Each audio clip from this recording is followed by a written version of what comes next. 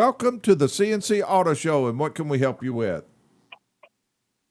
Yes, I'm Bert from up in Saluda, and I have a 2016 Ford Transit, and recently my dealer switched out the alternator and water pump. And after I got the vehicle home, a couple of days later, I tried to crank it up, and the battery was dead. So they went and towed it in, put a new battery in, brought it back home, and a couple more days later, I cranked it up and it wouldn't crank. Took it back to the dealer, and they said the battery had to be swapped out, so they swapped the battery out. It was still under warranty. And now it's back at the dealer because it won't crank, and they can't find what's wrong. They took the radio out. They thought it was a radio, and they still are puzzled about what's going on. Why is it running the battery dead? Parasitic draw. Yep, that's sure what it sounds like. You got something pulling off of that battery. I will tell you what I do, and I'm sure Taylor's got some tricks that he uses also, but I like to slip up on a parasitic draw. I slip up on them, and by slipping up, I park the vehicle, and then in some cases I wait until it's dark. And when it gets dark outside, if there's anything that is producing a light, for instance, if there happens to be a dome light stuck somewhere, or a glove box light, or a thing, I walk over to the car and I look around through the windows at things like that, and then I can see that. Then I take that same infrared gun that I'm talking about, and I kind of point it at different things, right? To find out if there's anything that may be pulling heat. Now, after that, the next step, you come into running an amp meter, an amp draw.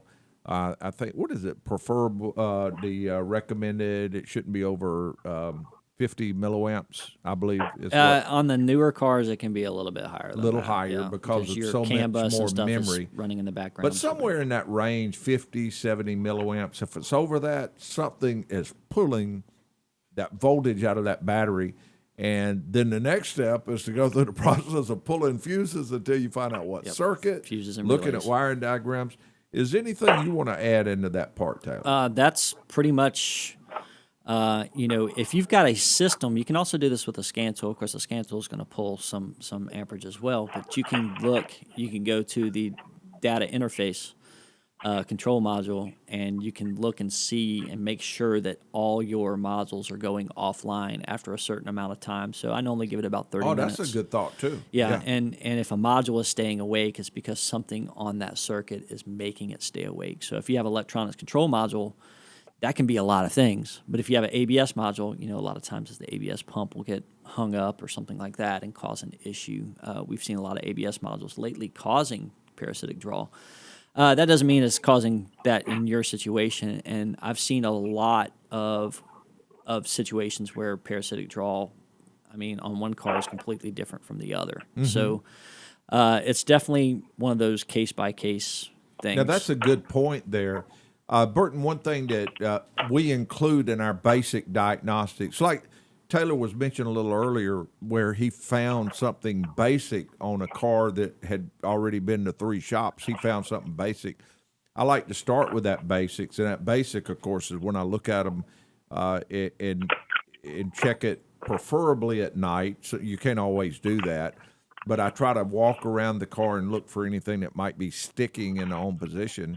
But then after that, it can get, you move into more complicated, like possibly looking at an infrared gun. That's a very basic step too. But after that, you move into the steps like Taylor. But start with that easy stuff first, that easy, cheap stuff. And don't assume that just because 2 people or 3 people or 4 people or 5 people has looked at the car, that it's not something simple. It's going to have to be hard. Start from scratch every time, because I never trust anybody else's data. Well, we've replaced this, and this, and that. Well, I'm still going to check those parts. You know, Oh, and something else I've done before. I've had case down with it doing this before. I've had cases to where I'd let the car sit for about an hour and then walk over and touch the alternator, and the alternator be hot. And say, well, the rest of the engine's cold. Why is the alternator hot? regulators hung up. Yeah. Yeah. So you want to go through those basic tests, but you do have a draw, and those are the steps to go through on finding it. Did you have the draw before the alternator replacement? Well, being you just said this, some mornings it would hesitate to crank up, and it has been doing that probably since I've had it. Okay. And that's been probably about a year or two. Well, another thing I want to mention is this, because it's a transit, it's a commercial vehicle, you may have aftermarket equipment somewhere in this vehicle that's pulling, something that it's not supposed to. I'm not sure what your situation is. Is this vehicle outfitted with any type of equipment on it? Not that I know of. Okay. It is commercial. It's passenger in the front and it's cargo in the back. Well, I'll tell you the question I And, asked to find out if they know, if they've been looking at it. Say, what is the amp draw? How much does it have? If they say 0, that's wrong, because it's got to have something. It's got to have something, yeah. So, but if they say, yeah, it's only got 30 milliamps,